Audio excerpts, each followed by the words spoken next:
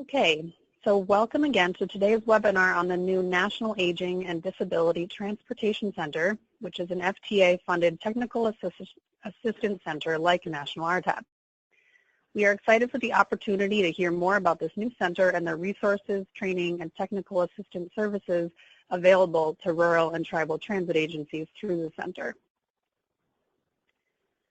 Today we'll be hearing from co-directors Carol Wright and Virginia Dize. Carol is the Assistant Vice President of Mobility and Transportation at Easter Seals. She was previously the National Director of Easter Seals Project Action and co-director of the National Center on Senior Transportation. She also led the Veterans Transportation Assistance Programs. Carol has extensive experience with training programs, outreach, and transportation for seniors and persons with disabilities. Virginia Dize is the Program Manager for the National Association of Area Agencies on Aging, or N4A. She was previously co-director of the National Center on Senior Transportation with Carol. Virginia has more than 30 years experience in aging programs and has done work on older driver safety, volunteer driver programs, transportation for elders on Indian reservations, and more. So with that, I will turn it over to Carol and Virginia to tell us more about their new center.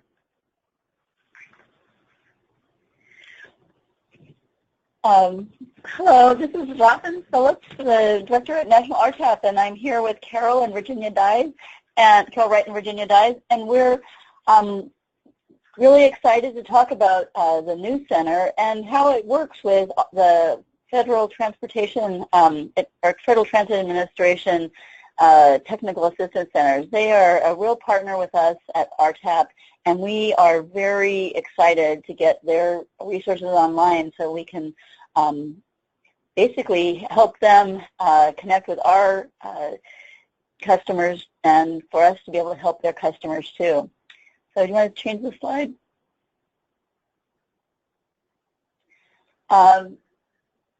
FTA has 3 technical assistance centers, and the National RTAP acts as a hub for information and sharing information. The National Aging Disability Center we're going to hear more about today, and then the National Mobility Management Center really looks at ways that we can bring these different resources in our communities together to create the transportation resources that are needed for as many people as possible in our community. So Carol, thank you so much for coming and sharing with us today, and thank you, Virginia. Hi, everyone. This is Carol Wright, and Virginia and I are delighted to be able to talk to you about our new center. We can hardly wait for it to be fully launched. And before we tell you more about our center, I'm going to piggyback a little bit on what Robin had to say and talk to you about the real partnership that exists between the 3 technical assistance centers that are funded by FTA, or the Federal Transit Administration. Our center is brand new. It was brought about by an RFP process that the Federal Transit Administration did last summer, so about a year ago, and is just getting off the ground, and we'll talk more about it. But it is a partnership, an equal partnership between the National Area Agencies on Aging, or N4A, and Easter Seals. And we both bring expertise to the table from our different organizations in the field of aging, senior transportation, working with people with disabilities, working with tribal programs, working with rural, small urban, and urban programs, working in the areas of transportation, but also the larger field of working with older adults and people with disabilities. And so we bring all of that to the table and combine it with the need for bringing that kind of information to the world of transportation. And so the focus is on transportation. Together, we work with the National Rural Transit Assistance Program, National RTAP, which is bringing you this webinar today. It is operated by the Neepasset Valley TMA, or the Transit Management Association, and they focus their attention specifically on rural areas, but all of the work that they do really intersects well with the work that our organizations do, and we work together on a regular basis, whether it's making referrals to each other or planning activities together or trying to make sure that we keep each other very well informed in terms of what the other centers are doing, so there isn't a duplication of services and so that the work that we do really complements one another. The two technical assistance centers that I've talked about so far also work together with the National Center for Mobility Management, and that's called NCMM. That is a partnership between three entities: the American Public Transportation Association, which most of you know better as APTA, the Community Transportation Association of America, which is known as CTAA, and also Easter Seals. And those three partners work together to really look at community coordination efforts. And of course, their work also goes across the borders of each of the other two centers and becomes an equal partner with all of us as well. Next slide, please. So what do these centers do? And we thought we should give you a little bit of a highlight for each of them. And Robin, I'll ask you to jump in on the National RTAP. Basically, the National Rural Transit Assistance Program is dedicated to creating public and rural transit solutions in America through assistance, partner collaboration, which is what we've been talking to you about so far, free training, which is a great word for everyone who's out there, and other transit industry products. The contact information for them is given there, the website, www.nationalrtap.org, and their toll-free number, 888-589-6821. But I'm going to give Robin an opportunity to tell you a little more about National RTAP and what they do. So the National RTAP program, as many of you know, focuses on rural, but as most of you who do rural transportation know, rural providers and rural systems wear many hats. So there's the intercity, the 5311F, the tribal, 5311C, and straight rural general public programs. But as many of the programs I've met with, that is just the beginning, because you bring in other transportation funding sources through 5310 to support senior and disability access, special services that stretch the program in ways that you can't really do with just 5311. So I think that if you are looking for training or you're trying to think about new strategies to respond to the needs that you're hearing at your public meetings or you're getting on your suggestions from your writers, we're here to help you look for ways to do that and take and use the resources that are available and to expand and cover the types of transportation that people in your community are looking for. And one of the things that we're seeing more and more of is small systems that started out as dial-a-rides looking now for to do some deviated fixed, and sometimes looking at their timing in ways to support access to school or to jobs for people in rural areas. So I think that's a really exciting area for us to work on, because creating accessible connections to do those things really helps everybody and maintains a lot of vitality in our community. So we look forward to working with you. Great. Next slide, please. So the other technical assistance center that is represented here is NCMM, the National Center for Mobility Management, and their mission is to facilitate communities to adopt transportation strategies and also mobility options that really empower people to live independently, to advance health, economic, and vitality, as well as self-sufficiency and community. And so really to figure out ways for people to be able to have a high quality of life and sustain their ability to live in their communities, and to do so in a way that allows them to have the most number of options possible. Many communities now have mobility managers that are taking on that function, and those mobility managers might be in transit systems, they might be in human service agencies, they might be part of aging service programs, social services. They take a lot of different community organizations and put them all together and figure out how it is best to serve that individual community.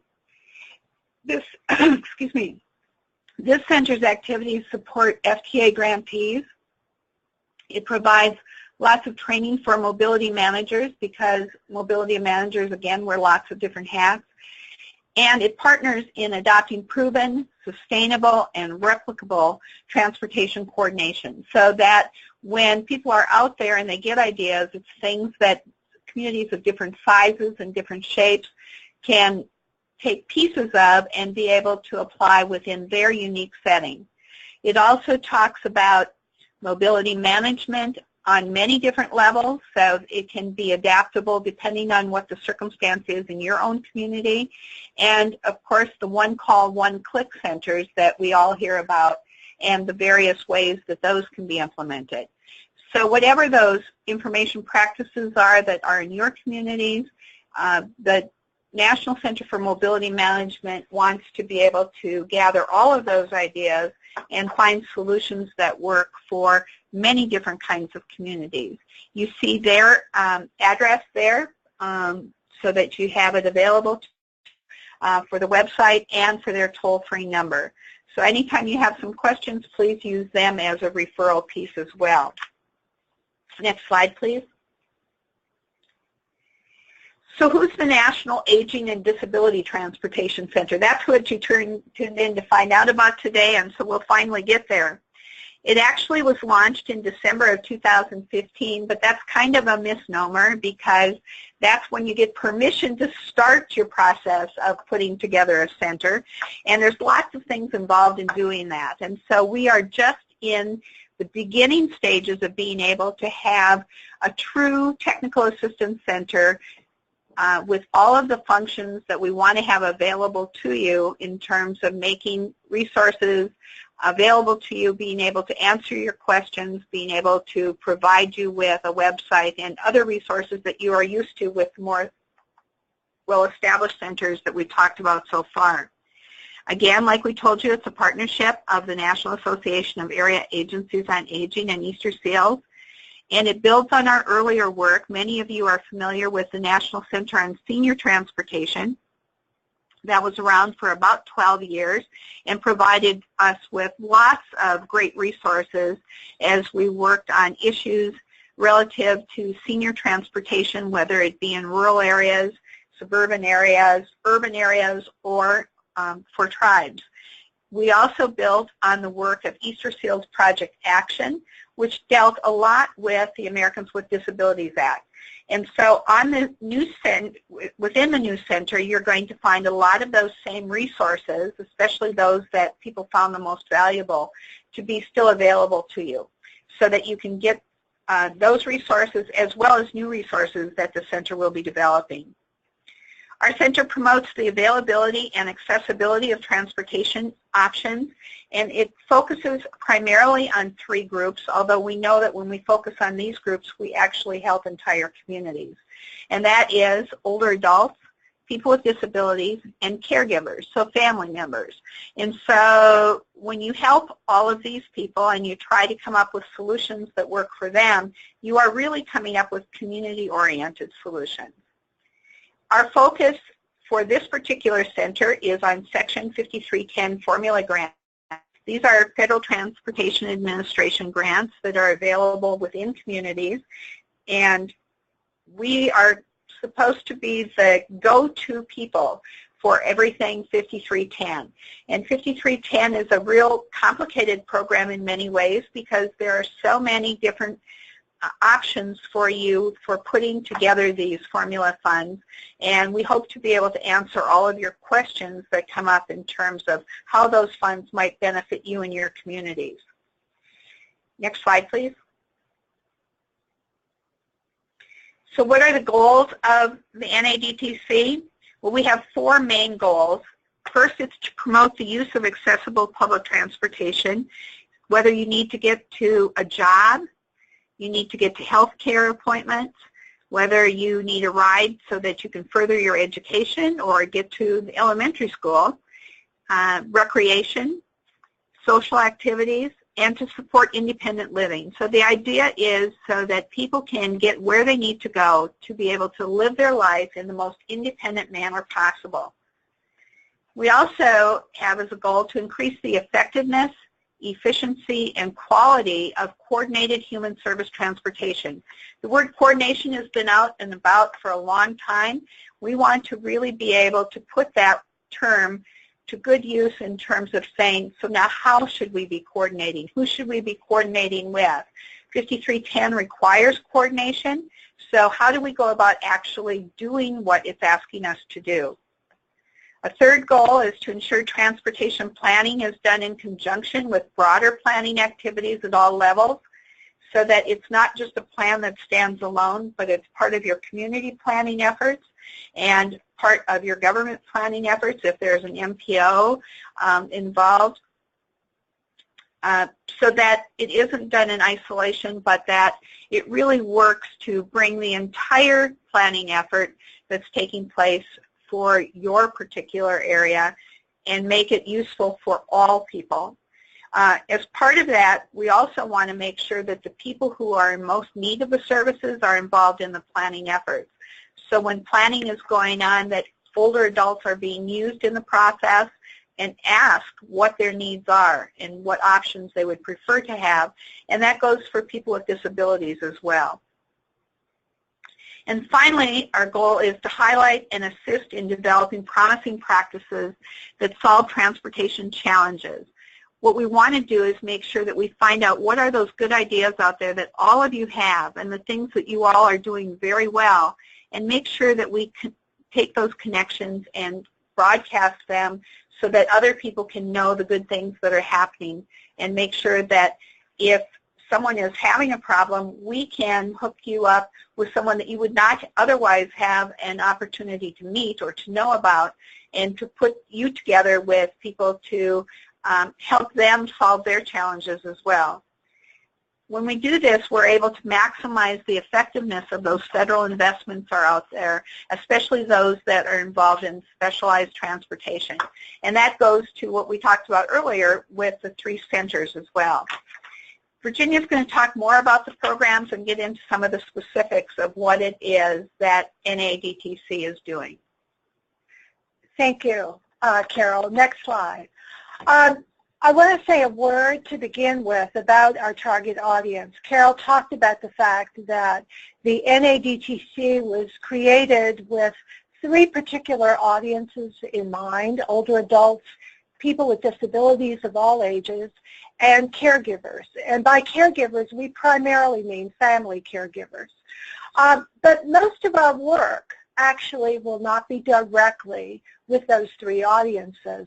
They will be with folks like people on the phone, professionals in the field of transportation, human services, aging, disabilities, people who work in communities, citizen groups, advocates, people who are concerned with veterans, and people who live in communities, particularly those that have limited resources. Next slide. So in the next few slides, I'm going to be talking about the work plan, and I want to give you sort of a caveat at the beginning. Carol and I did a similar presentation recently, and one of the comments that we both heard was, gosh, it's so overwhelming, I can't take it in. And believe me, we feel that way some days. So I'm going to go through a lot of details. Just so you know, a lot of the details are related to creating infrastructure that enables the center to operate. So we would be glad to entertain questions about any of these details at some point. I'm going to talk about several functions. Actually, there are 6 major tasks that we have, including tasks that are related to community and outreach, technical assistance, coordination and partnerships, investment in community solutions, and something that we're calling the Community Accessibility Scorecard and Index. More on that later. So this slide is all about communication and outreach, and this is very much about creating an infrastructure that enables us to be present and to be available to the various audiences that we're intended to serve. We are currently involved in an exciting process of a website from scratch. And we expect that website to be available broadly by the end of April. Right now, you can still access materials that were developed under the National Center on Senior Transportation and Easter Seals Project Action from those individual websites. Many of those materials, I'd say the majority of those materials, will be part of the migration to the new center, so that when those two websites come down and are replaced by the NADTC website, which will be www.nadtc.org, those materials will still be available. We are doing a number of different social media activities. We're doing a blog. We will be doing regular email updates. We have a Twitter account. We have a YouTube that we really haven't done much in the way of work on at this point. We're planning a LinkedIn account. And we also have an active Facebook right now. At the end of every year, the NADTC has been charged with providing a yearly trends report. And that trends report is going to primarily be driven by the things that we're hearing from the field that are important to people who are doing this work on a daily basis in communities around the country. That will be available at the end of this calendar year. And finally, in the area of communication and outreach, we have a particular focus on technology. I know that those who have been involved in this work for a few years are inundated with new information about new technological developments that can, in fact, increase the accessibility and availability of transportation in communities. We feel like we need to know a lot more about that, and particularly how that really might work in communities. So we will be doing a white paper on technology-focused issues, as well as providing a number of updates throughout the year on technology. Next slide. So the next area is providing person-centered technical assistance. We have a toll-free number, an 800 number. That number is 866-983-3222. And if you call that number, you will find that you'll be getting a menu of options. And I want to talk about that very briefly. One of those options is for people who are older people themselves, or people with disabilities, or caregivers particularly, who are looking for rides. We found through our experience running a toll-free number through the NCST that at least a third of our calls were always coming from seniors who are looking for transportation and their families. And we've had a similar experience since we launched our new toll-free number in January with the NADTC. We have a way of connecting people directly, without having to hang up the phone, to the elder care locator. And for those unfamiliar with the locator, let me just give you a brief synopsis of the way that works. The elder care locator has been in existence for more than 20 years. It's funded by the U.S. Administration for Community Living. And the call staff at the call center respond to questions about a lot of different issues, particularly those issues that impact older adults, people 60 and older. But increasingly, we are also hearing from people with disabilities. It's a nationwide toll-free number. People can call about Social Security, about health care, about insurance questions, about housing issues. And the number one reason why people call the locator is transportation. That's probably no surprise to any of the folks on this phone. We found that through the National Center on Senior Transportation, about 8,000 plus calls every 3 months on transportation, we're coming to the locator. The locator connects people directly to the communities. Again, you don't have to hang up the phone to make another call, but you can if you choose to do so. They are connected to one of 3 organizations in their community. Either the Aging Information and Referral Assistance Number, which is a required service of the Older Americans Act.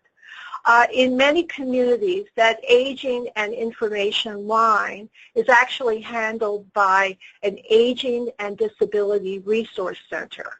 Those are resource centers that are designed to serve not just the needs of older adults, but people with disabilities as well. And the third potential referral is the Center for Independent Living. So the locator maintains a database that connects people directly to those services.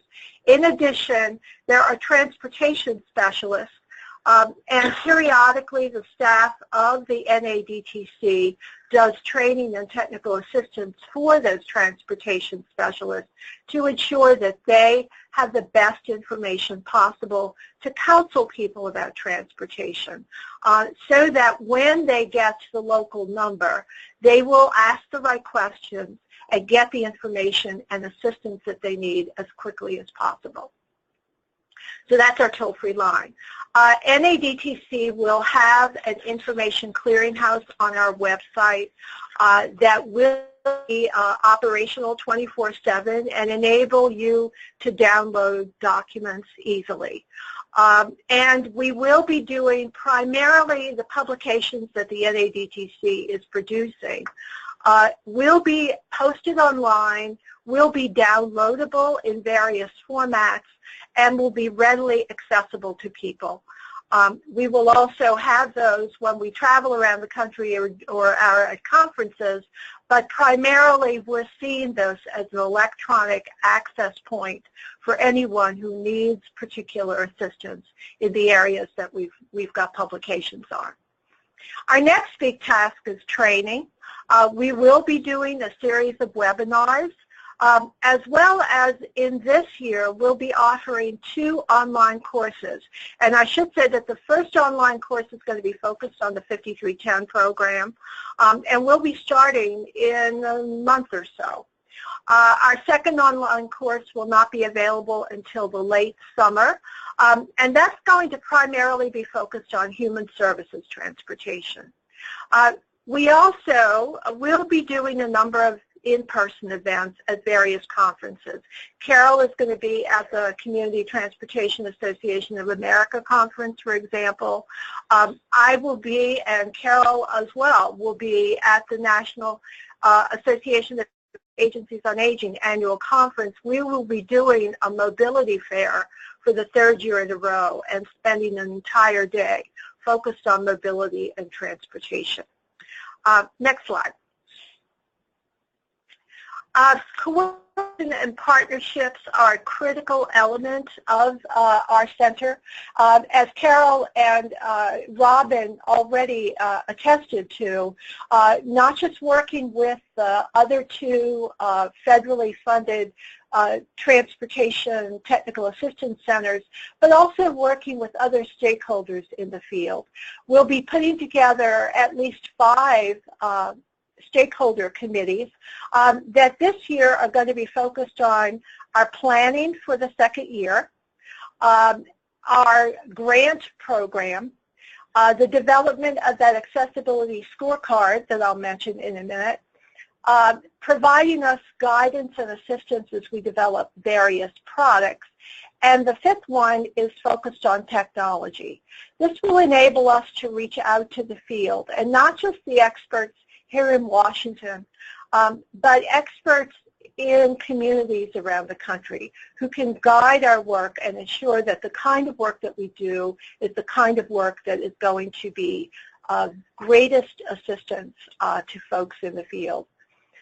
We will be doing some open dialogues and holding forums, and the forums are going to be tied to the online courses that we're offering. The next item I want to talk about very briefly is our investment in community solutions. Through the National Center on Senior Transportation, we were very fortunate and had a number of successes with grant funding, most of which were funded at a very small level.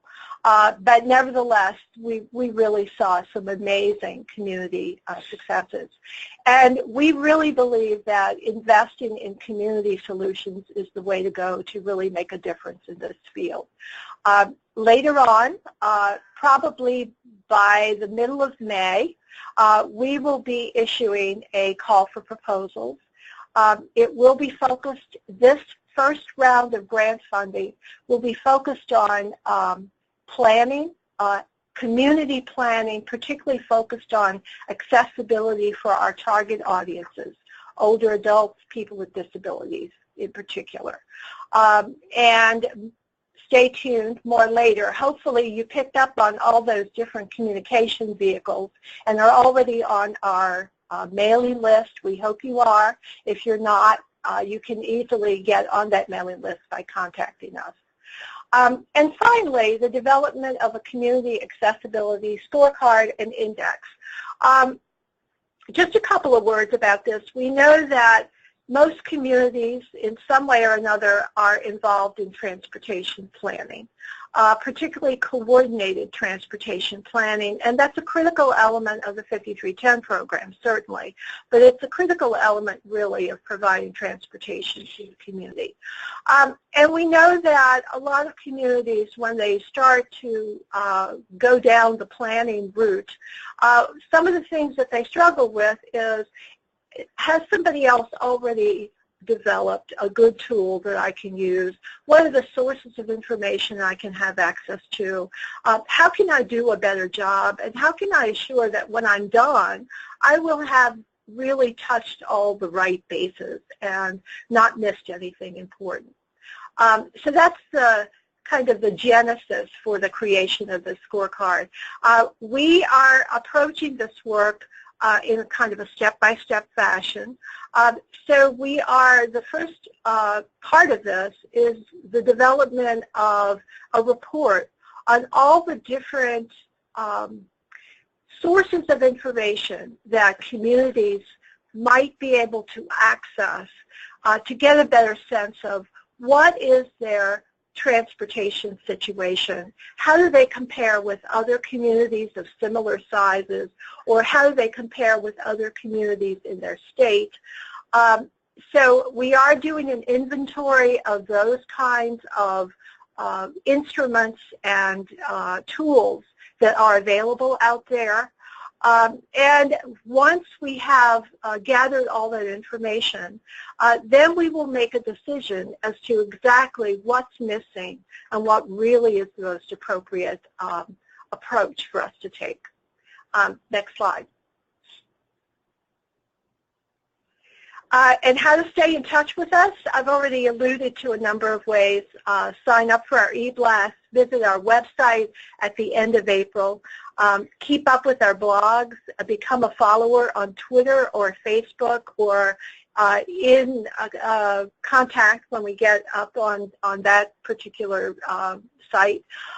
Watch for us at national conferences and come and talk with us, because the most valuable part of our going to national conferences is our opportunities to talk one-on-one with people and really learn what's going on. Use our toll-free number and take our courses and webinars. Please sign up for those. And I think our last slide is our contact information. Next slide. Yep. So we look forward to hearing from you all. Thank you very much. Wow. Thank you. Thank you Carol. both, Carol and Virginia. And we're really excited to work with you as you build this, because it sounds like what you're looking at is a real collaborative process for making these things happen and helping identify and target your resources and time so that you're really maximizing the opportunity for people who are trying to provide transportation or get transportation accessible and available for people that are senior or elder and people with disabilities. And that is just so key, and it's so much part of public transportation in this country. So this is great. Can I go to the next slide, Liz? Sure. Well, Robin, just to cue into that, what you just said, you know, one of the things that we always say is if you make transportation accessible for an older adult or you make transportation accessible for a person with a disability, it's accessible for all. That's right. You know, so I love those little buttons by doors. And boy, I love those curb cuts when I'm trying to drag anything around. Exactly. And so I just feel like the more we can see this is an opportunity for broadening all of our access, not just a certain few, is really important. Exactly. And it's all about how do you get to someplace to be able to be picked up as well, or how do you find a place where you can be waiting for the bus. And it doesn't have to be a bus stop, because if you're in a rural community, there aren't bus stops. You know, you might be waiting by the grocery store, but where are you waiting by a grocery store? Where are you waiting when you're at the drugstore and the bus is going to come and get you? Or how far do you have to walk to get to a place where it's convenient and safe to be able to be picked up? And so those are things that really become important to all people, not just older adults or not just people with disabilities. And that's why it becomes a community issue and important for everyone. I think it's going to be an adventure. I know in Denver we did a access to bus stop workshop where we went out with the people from AARP and their tool and the people from FTA, and we walked around and we looked at how to use that tool potentially to get some more information into transit agencies that are picking people up or dropping people off that have no idea what the path of travel is from that bus stop to that person's home. And I think we need to look for as many ways as we can to create that understanding about access and develop that as part of our community dialogue, because a lot of times there are resources in even rural communities to build some sidewalks. Well, let's target the ones that are going to get people moving the most and provide access. So I think I look forward to the adventure this year and working with you to build out your system and your resource access. And I look forward to seeing the future with you. Thank you. Thanks. Excited. Thank you so much, Liz. So we're going to do a few. I'm going to go back to the contact slide here just so everyone has the information, and we're going to go over some questions that have come in throughout the webinar. And just a reminder that if you want to ask a question now, you can type it into the question section of the control panel, or you can raise your hand to ask a question, and I'll be monitoring that, and we'll kind of call on you and unmute you. But let's first look at some of the questions that have come in so far through chat. First, in the spirit of technology solutions, how important is it for partner agencies to be displayed on the forthcoming National Transit Map? How might just on the National Transit Map be supported by your collaboration efforts? Well, I said the National Transit Map is one of the tools that we are making part of our inventory, so that there will be all the tools that are included in that inventory that is currently being put together. There will be a description of the kind of information that's available, whether it's universally accessible or whether it's available only at the state level or at the local level, and a brief, I guess, assessment of how it can be used. So that with regard to that, as well as a number of other resources, that's going to be part of this report that we will issue shortly. Great. Thank you so much.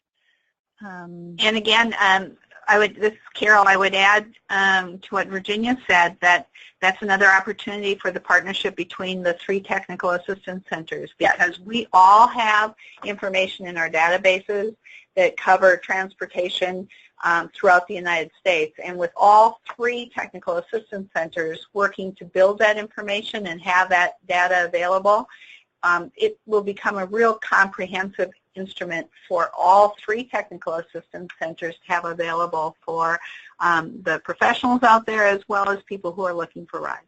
Yeah, the transit map is a really exciting thing. I was just talking with someone from Volpe about that today, and it can be used to really make transit visible in rural areas because you have bus stops, and those can go in. If you're doing a connector or a shuttle route and you have a stop location, you can put that into the process so it'll be visible on that map.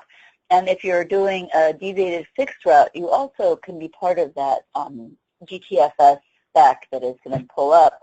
But what I see in that map at this point is there's going to be a whole bunch of little pieces out there that are the GTFS fixed route or deviated fixed people, but there's so many services that feed into those and the demand response, and that's another, I'm working on that technology route to start making those visible on that map so that we can get all transit services up there. And then at the other end, it's the intercity services. So Amtrak has a lot of their stops and their services on it, but many of the intercity buses aren't visible. And I think that sort of getting a really good understanding about what resources are in your community that takes all of those layers, all of those pieces, and I think about it as a big drainage basin that people are moving from their community, their little community or their house, to the larger community, to the access to services, whether they're transportation or medical or educational or employment, and that we are all using and participating in building a transportation system that works for our community but for our country too. Okay, we have a bunch of questions, so let's get through some of these. First, and the person who asked it found the answer, but I think it's important to reiterate, where can we sign up for e-blasts? At the contact at NADTC.org. Okay, great. So it's contact, no caps, just CONTACT, at NADTC.org. That will do it. Okay. And if for some reason that bounces back, you have on the slides Carol's and my email, so we're the fallback. Wonderful. And we'll be glad to get you signed up. Yeah. Okay. Next question. A majority of older adults suffer from vision loss and or hearing loss. How are these disabilities incorporated in the work you are doing for this population? Well, not simply. I think that I would say right at the beginning that the critical issue with ensuring that older adults are able to use transportation resources and are able to thrive in their community is to take an individual approach. Hearing loss and vision loss are two things that a lot of people experience as they age. Those are things that cause a lot of older people, especially vision loss, to have to give up driving. And giving up driving is a major, major life event that can really cause depression and can result in health issues. So it becomes critically important, hopefully before something like that happens, to begin talking about and actually exploring other transportation options that may be available and hopefully are available in the community. Because I think it really does, it takes a whole community working together to ensure that people don't remain isolated and alone in their homes. Because in those kinds of situations, you just will not be able to live and thrive. Right. I think the idea of creating the connections before and using the transit service as, oh, wait a minute, I'm going to be doing something at night, and so looking for ways to connect people to the services, not as a cataclysmic yes or no, you either drive or you use transit, but start looking for ways to reach out to the senior population and the disability community to invite them to use transit, not because they have to, but because it's safer or because it's better than being alone. And it can be more convenient and save money and time in the long run. And many people find that they really enjoy it. I think travel training is a critical solution there.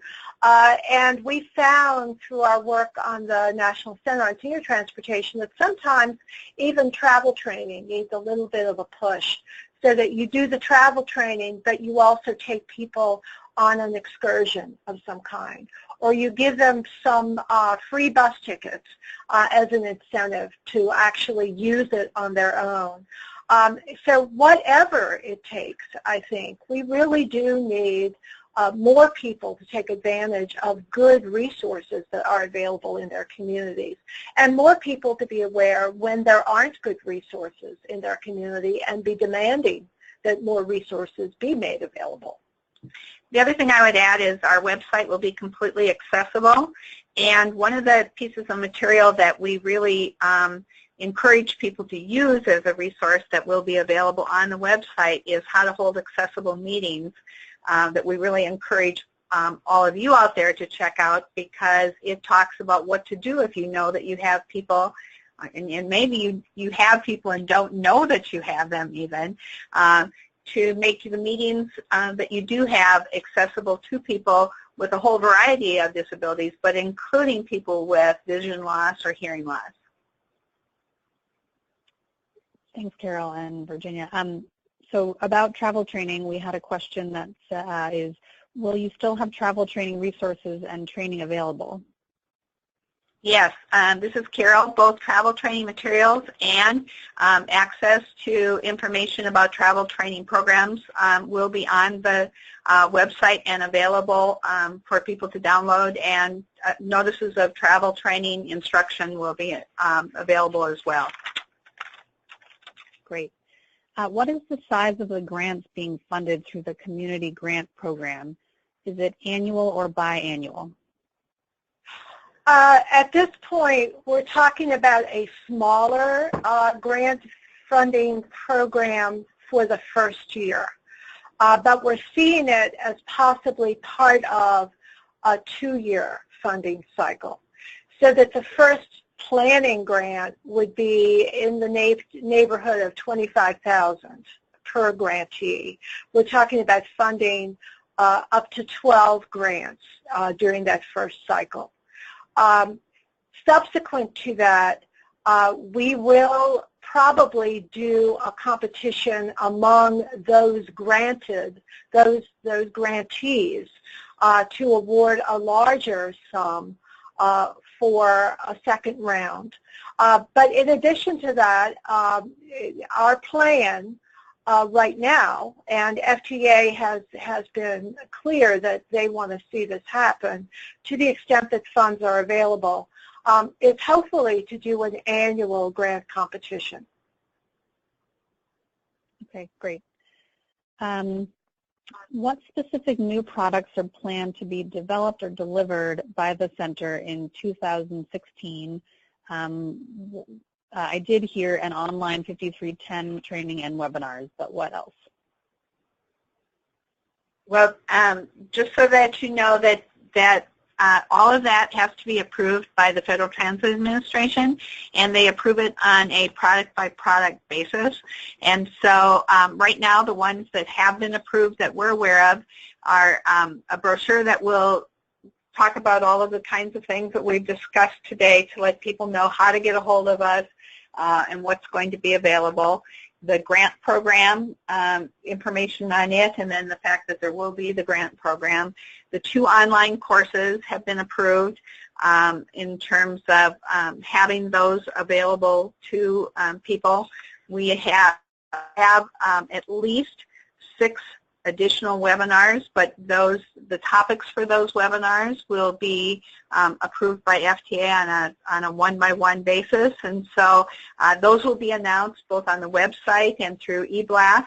So another good reason to make sure that you sign up and get the information from us.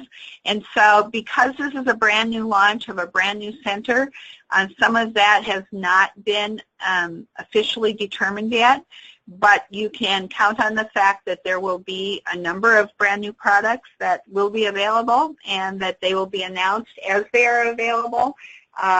Lots of times National RTAP is very good about letting people know when products are available through our site, so I'm sure that it will be announced through them as well. And we will do the same for things that National RTAP is putting together. So that's another good source of where to look for the information as it's known. And I would just add, as you know, we are doing this annual trends report, and we would appreciate hearing from you what kinds of products you would find most valuable. That gives us guidance. It gives us great ideas. It allows us to learn from some of the things that are going on out in the field.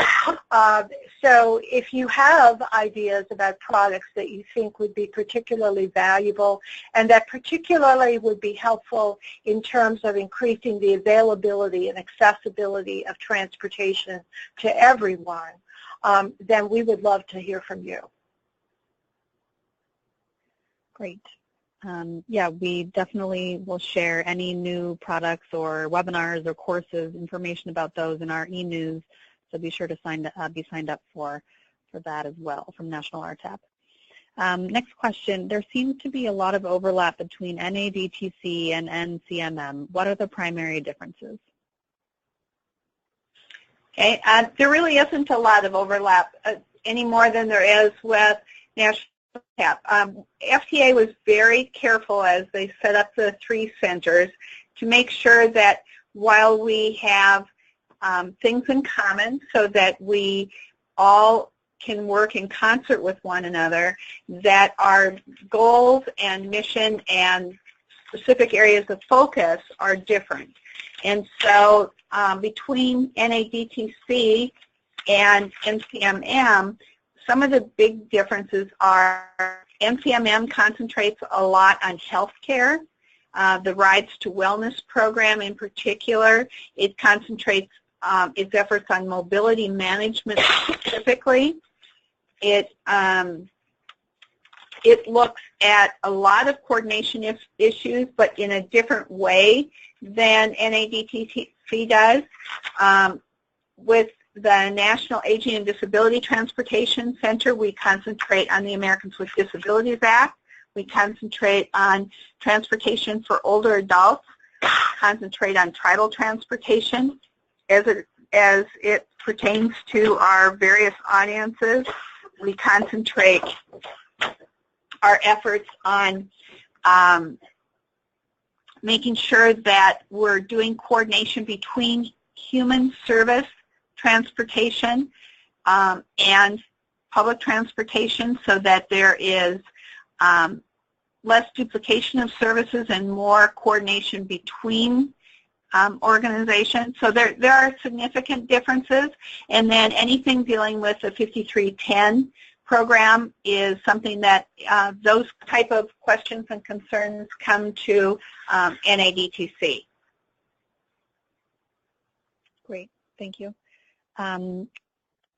Another question, I think referring to previous resources, this individual is also looking for a template for rider guidebook that includes ADA relevant language and best practices. That will definitely be on the resource list, and you can get that anytime now also by using the contact information that is, the Easter Seals Project Action website is still up, and using that contact information or using our toll-free number, the 866-983-3222, and any questions regarding ADA, you can get that information now. Okay, great. The ADA information is not going away. It will be very prominent in the NADTC. Great. And Carol, could you say the 800 number again, and I can. Sure. It's 866-983-3222. Okay, great. Okay, a couple other questions. Is the center aware of statewide transit planning software or websites outside of metro areas that assist riders within and between rural areas? So trip planning for rural areas and statewide transit planning. That really is a state-by-state issue. Some states have done a much better job than others in terms of coordinating the software that they have their programs using. So that really is state by state, and I think most states that have it know that they have it. If you are in a state and you aren't aware of it, your state probably does not have it, because there are very few that do. It's another reason why that state map is going to be really important, so that mapping of all the transportation resources in the state. It's another reason why you want to be involved in the planning process at whatever stage it's at in your particular area, and attending those meetings and knowing what's going on and knowing who the players are. Whether you're someone who wants to get into the transportation arena, you're someone who's in the transportation arena as a human service agency, as a AAA, as a senior center, for instance, or you're a public transit provider and you want to know more about the human service transportation. But in terms of software, there are software programs that go beyond one area and allow people to look at what rides are available in other areas if you have the same software. Some states have really concentrated their efforts on making people use the same software. Almost anyone who's using the same software, it doesn't matter what company they're using, can do that and go between programs. But if you aren't using the same software, it's really almost impossible to be able to do that. Okay. Great. Well, those are all the questions I see. If anyone has any additional questions, we have about 1 minute left before we wrap up, and I've also sent via chat the phone number and the main email address to sign up for the e-blast. So you should have the various ways of contacting Carol and Virginia to find out more about the program as things develop. I think that's we about appreciate it. you doing that, Liz. Thank you. Yeah, of course. And so, yeah, we'll just close up now. I just want to remind everyone, and I'll go to the final slide, to visit nationalrtap.org/webinars for a recording of this webinar. It'll be posted usually within a week, and to view our previous webinars. We do have an ADA webinar that Easter Seals Project Action did in 2014 before that center ended, so that was a really valuable webinar. Check that out. And then I just want to thank Carol and Virginia again for a great presentation, and we hope you all sign up for their newsletter and make use of the resources and services they are making available in the new center. So thank you all for joining us today, and we hope to see you on our next webinar or peer call. Have a wonderful rest of your day. Thank you. Yeah.